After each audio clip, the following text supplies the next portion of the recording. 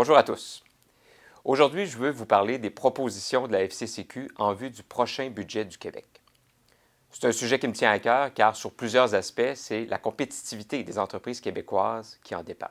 Parmi les mesures phares que nous proposons, nous croyons que le gouvernement doit réduire le fardeau global des charges sur la masse salariale ou, au minimum, ne plus les augmenter au-delà du niveau 2019.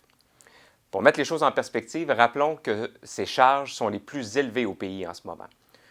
Nous ne sommes pas contre les mesures sociales derrière ces charges, nous voulons simplement mettre en lumière que leur accumulation cause un enjeu de compétitivité pour les employeurs partout au Québec.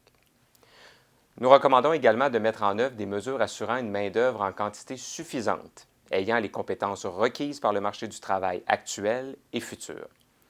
C'est pourquoi nous proposons la création d'un nouveau régime volontaire d'épargne formation continue, favorisant l'acquisition ou la mise à niveau des compétences tout au long de la vie professionnelle. Cette idée viendrait en fait remplacer la fameuse loi du 1 % sur la formation.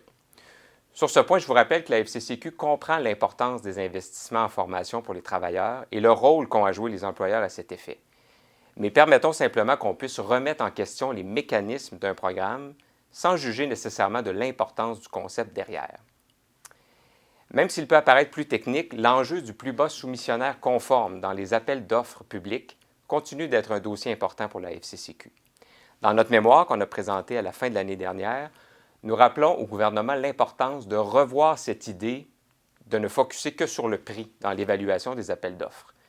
Les achats gouvernementaux devraient constituer des occasions de favoriser l'innovation et de contribuer au développement économique du Québec le plus concrètement possible. Enfin, la FCCQ souhaite, comme vous tous, je pense bien, que le gouvernement assure une transition énergétique efficace, durable et réaliste. Nous demandons ainsi que les sommes qui seront annoncées dans le plan d'électrification et de changement climatique répondent non seulement aux besoins grandissants des entreprises en vue de cette transition, mais aussi, bien sûr, à une vision énergétique plurielle, qui va plus loin que l'électrification comme unique solution.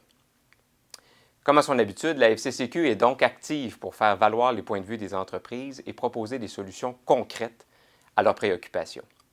Au cours des prochains mois, nous serons évidemment amenés à prendre position sur de nombreux projets structurants pour le Québec et il me fera plaisir, si vous le voulez bien, d'utiliser ce forum pour parler avec vous. N'hésitez surtout pas à nous faire part de vos questions et vos commentaires. Vous pouvez par ailleurs consulter notre mémoire sur notre site Internet. Merci, à bientôt.